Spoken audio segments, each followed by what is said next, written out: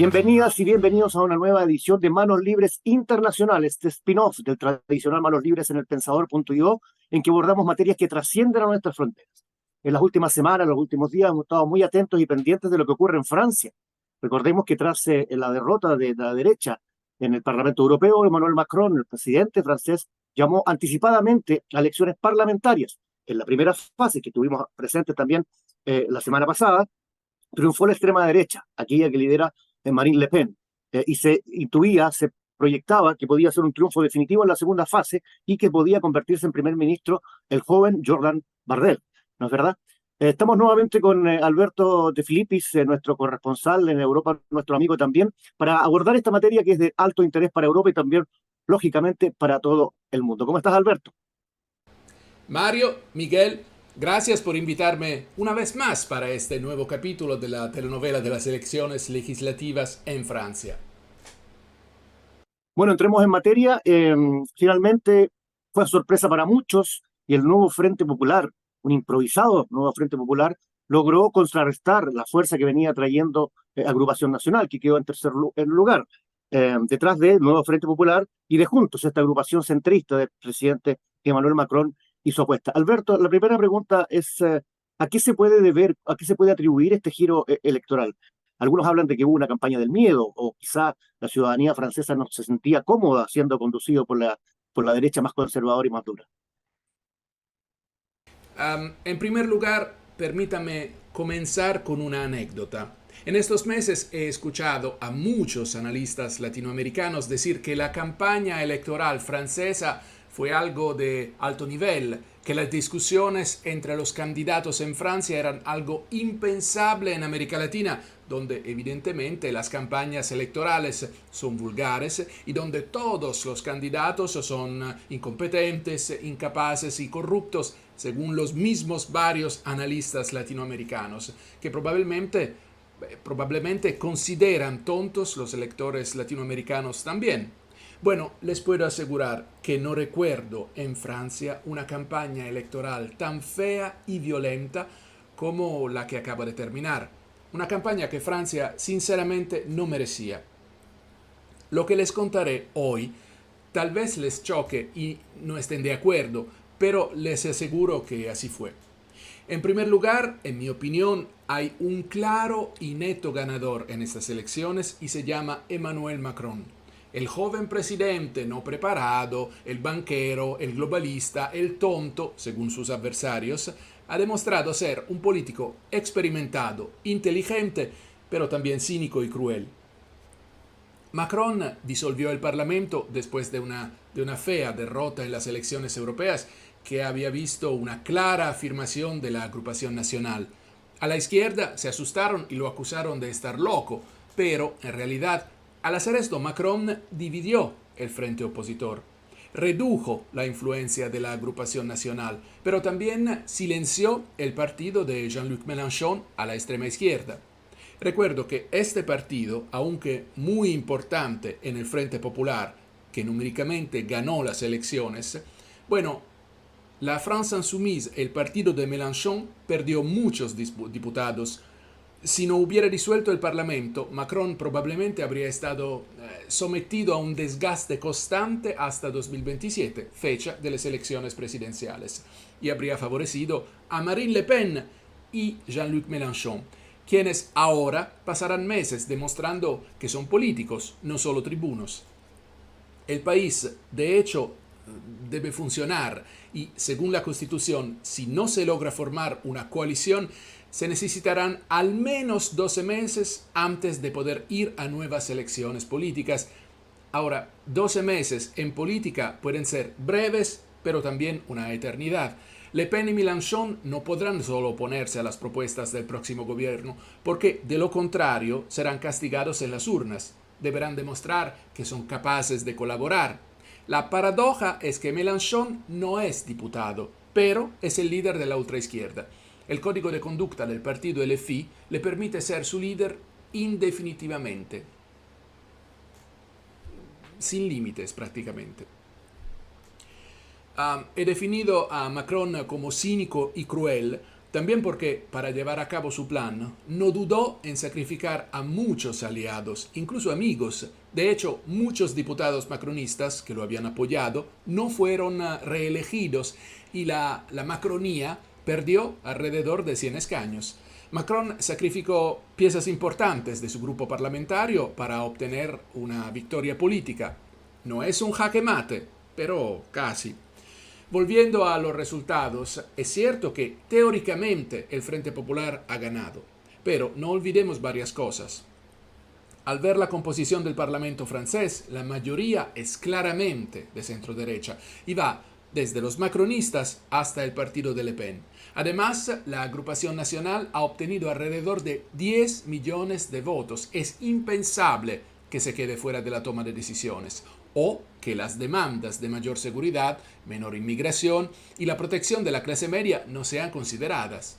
Además, veremos fenómenos de transhumancia política muy comunes. Varios diputados cambiarán de partido y asegurarán el apoyo a este o aquel ejecutivo. Y el fiel de la balanza sigue siendo la coalición macronista. Si la agrupación nacional intentara formar un gobierno, la izquierda y el centro se opondrían de manera compacta. Si la extrema izquierda pretendiera guiar el país, se enfrentaría muy probablemente a una coalición que va desde RN, es decir, la agrupación nacional, hasta probablemente los socialistas. Muchas gracias, Alberto, por estar en nuestro programa. Mira, con los resultados actuales, Macron debería compartir el gobierno con la izquierda del Frente Popular de Mélenchon. Este último puede proyectar un triunfo hasta las próximas elecciones presidenciales del 2027. Ahora, muchos analistas, Miguel, incluso de la izquierda, identifican claramente el objetivo de Mélenchon, el caos. Quien fuera uno de los diputados más ricos del Parlamento, obsesionado con la idea de convertirse en presidente de Francia, considera el enfoque revolucionario como la mejor táctica para llegar al poder. Paradójicamente, el resultado de domingo es el peor para él. Si hubiera ganado la agrupación nacional, Mélenchon habría podido liderar la revuelta contra un ejecutivo fascista.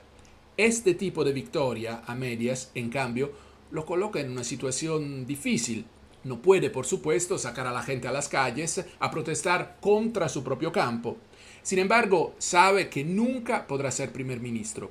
Fuera de su base electoral, Mélenchon es una de las personas más odiadas de Francia. Hasta sus propios aliados aceptaron formar parte del frente con la promesa de que Mélenchon no reclamaría el liderazgo. Un ejemplo, hace pocos días Raphael Glucksmann, el líder de los socialistas, un judío, declaró que Mélenchon es un gran problema para la izquierda. Varios de sus candidatos se negaron a aliarse localmente con el partido de Mélenchon. He especificado que Glucksmann es judío porque el partido y Mélenchon han sido acusados de antisemitismo por sus duras posiciones anti-israelíes tomadas en los últimos meses. Seguimos en Manos Libres Internacional con Alberto de Felipe. Alberto, ¿cómo queda en este trance, en esta inesperada situación con que se revertió, digamos, las fuerzas políticas en Francia? ¿Cómo queda la figura de Jordan Bardella, que emergía como un futuro líder importante en el país? Su imagen sale bastante debilitada, en mi opinión. Me gustaría resumir quién es Jordan Bardella para nuestros espectadores. En primer lugar, es una persona que nunca ha trabajado, literalmente. Criado por una madre divorciada, pero fue su padre de buena posición económica quien se encargó de él. Su trayectoria académica es desastrosa y por lo tanto se dedicó a la política. Elegido a los 23 años de edad en las filas del partido de Le Pen como eurodiputado, bueno, el joven Bardella gana desde entonces alrededor de 10.000 euros al mes, pero en Bruselas es conocido más bien por su ausentismo. No es exactamente un hijo del pueblo. Primero, se vinculó sentimentalmente con la hija de uno de los líderes de la derecha radical cercano a Le Pen, y luego con una sobrina de Marine Le Pen, lo que le permitió entrar en el círculo mágico del poder lepenista. Básicamente es un líder político, creado en laboratorio, pero cuando se enfrenta a adversarios de valor, como el actual primer ministro Gabriel Attal, muestra sus evidentes límites culturales e intelectuales. Ha dado la impresión de estar literalmente teledirigido por Marine Le Pen y cuando fue provocado, por ejemplo, sobre la invasión de Rusia a Ucrania, en un par de ocasiones apoyó el derecho de Kiev a defenderse. Más tarde se vio obligado a rectificar sus posiciones, pero el pecado original de ser bastante débil en las críticas a Vladimir Putin permanece. A nivel económico, al ser interrogado sobre los proyectos para relanzar Francia, siempre ha respondido con un lacónico «ya veremos». ¿Cómo que ya veremos? Lo que evidentemente ha molestado a los electores, incluso a los simpatizantes. Es muy fotogénico y no digo que no pueda llegar a ser un gran líder, pero es demasiado inmaduro y no basta con salir bien en las fotos para alcanzar una posición de liderazgo, sin olvidar que Marine Le Pen no le cederá la dirección del partido. La caída de Marine Le Pen es porque el discurso de la ultraderecha conservadora, que no genera puentes hacia el centro, su crítica fue y va a ser siempre la criminalidad, la economía e inmigración. El mismo discurso que se ve también en Latinoamérica. Su discurso va solo en crítica, pero no presenta soluciones que pide el pueblo francés. Miguel, aquí decimos, quien es causa de su mal, llore por sí mismo. La violencia creciente, la impresión de que Macron no escuchaba al pueblo, el costo de la vida, una inmigración descontrolada, un islamismo radical que parece afianzarse en Francia, la rabia de la gente. Todo esto ha llevado a Marine Le Pen a aumentar su éxito electoral, no ciertamente por sus méritos. Mi crítica no es política. Personalmente soy un liberal y no considero correcta la crítica que describe a Marine Le Pen como una fascista. Lo que desconcierta de la agrupación nacional es, ante todo, la escasa preparación de sus candidatos. También esta vez han llevado al Parlamento a personas poco preparadas, elegidos en una especie de lotería, pero absolutamente inadecuados para el rol. El tipo de personas con las que Marine Le Pen ama rodearse, que no le hagan sombra, que respondan a sus órdenes. La agrupación nacional sigue siendo un partido de gestión familiar, con maridos, sobrinos, sobrinas, hermanas. Por cierto, la hermana de Marine Le Pen no fue elegida, pero toda esta gente ha sido colocada en los puestos que cuentan. Quisiera dar un ejemplo concreto cuando digo que muchos de los candidatos de la agrupación nacional eran personas que no sabían o que sabían que no tenían un electorado propio. Eran personas que intentaban aprovechar la oportunidad subiéndose al carro del ganador con la esperanza de terminar en el Parlamento. Aquí hay 3 folletos. El primero es la candidata del Frente Popular que sonríe a los electores. Como también es miembro del partido de Mélenchon, el tribuno está representado aquí, pequeño, muy pequeño, pero el folleto es de la candidata del Frente. Este es un folleto del candidato macronista, el candidato macronista que se muestra, aquí está, que se muestra junto al primer ministro Gabriel Attal. Este es el folleto del candidato de la agrupación nacional. Aparece Bardella al lado de Marine Le Pen y luego en pequeño aquí el nombre, Laurent Mouton, el nombre del candidato. Dicho sea de paso, este candidato no fue elegido y la victoria fue para la candidata del Frente que contaba con el voto comunitario, sobre todo musulmán. Marine Le Pen repite las mismas cosas desde hace años y esto en política no siempre es malo, pero su proyecto político, por ejemplo, no ofrece certezas. No se puede votar a un partido por confianza. El proyecto económico del Frente Popular, por ejemplo, costaría 200.000 millones de euros. Para muchos es una locura total, pero se dieron cifras, números. La agrupación nacional, en cambio, no parece tener verdaderos proyectos. Sus frases son vagas y luego hay afirmaciones que demuestran cómo Marine Le Pen realmente no tiene una comprensión de lo que es una democracia parlamentaria y no tiene sentido del Estado. Hace unos días se le preguntó si ella aceptaría el cargo de presidenta de la Asamblea Nacional. Dicho sea de paso, se trata de la cuarta posición en el Estado francés después del presidente, el primer ministro y el presidente del Senado. Y la respuesta fue: no he hecho política durante 40 años para obtener cargos honoríficos. La presidencia del Parlamento es un cargo honorífico. Entonces la señora solo se ve como presidenta de Francia. En los debates siempre ha sido derrotada por Macron y tiene una interpretación extraña de la Constitución, como cuando afirmó, para atacar a Macron, que el cargo de jefe de las Fuerzas Armadas, sancionado por la Constitución para el presidente, es un título honorífico. ¿Pero qué dice? El ataque se debió a que Macron prometió enviar soldados franceses al suelo ucraniano donde se combate la guerra contra Rusia. En realidad, hay desde hace meses instructores franceses en Ucrania que preparan a las tropas ucranianas, pero eso Marine Le Pen no lo dice. Sin embargo, lo sabe. La única líder que parece capaz de ganar un debate es Marion Maréchal Le Pen, la joven sobrina de Marine, recién regresada al partido después de haber llevado a la victoria en Europa a otro partido de extrema derecha, Reconquista, para luego ser expulsada de este mismo partido. Pero, dado que la agrupación nacional es propiedad de la familia Le Pen, ni pensar que Marine está dispuesta a ceder el mando. Y finalmente, no olvidemos que la reacción de los portavoces más destacados de la agrupación nacional en los programas de televisión han sido hasta ahora realmente... La reacción ha sido realmente descompuesta, como si no fueran capaces de digerir la derrota después de haberse convencido de que obtendrían no solo la mayoría relativa, sino la mayoría absoluta en el Parlamento.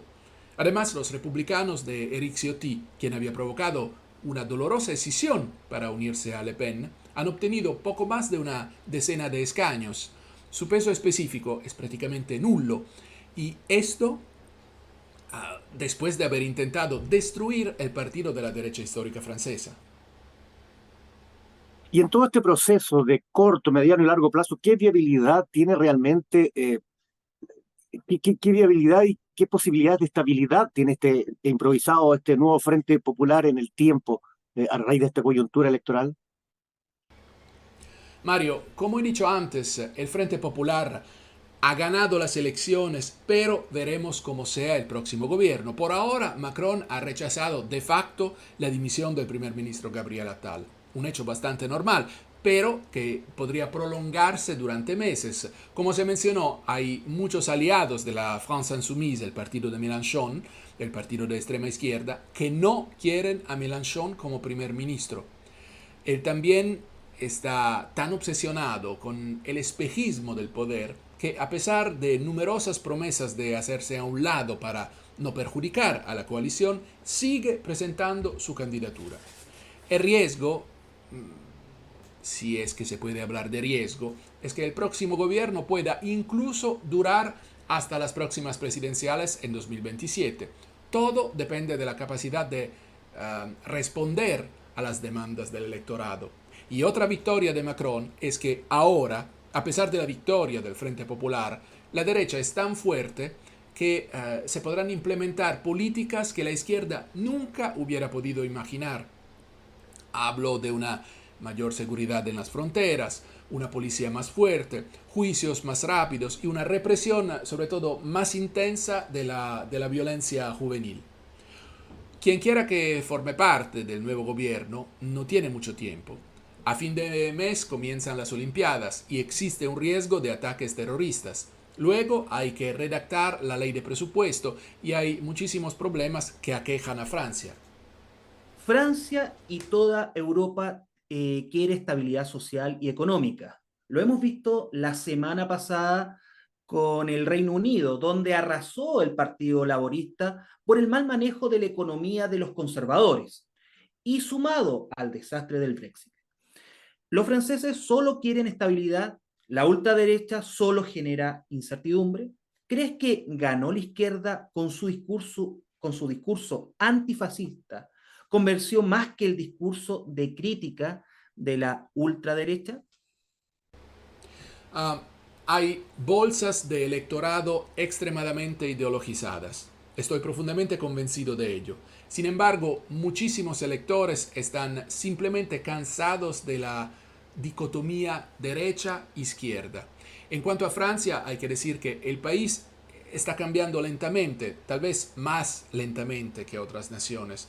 En Italia o Alemania, por ejemplo, se acepta la idea de un gobierno técnico o de una gran coalición.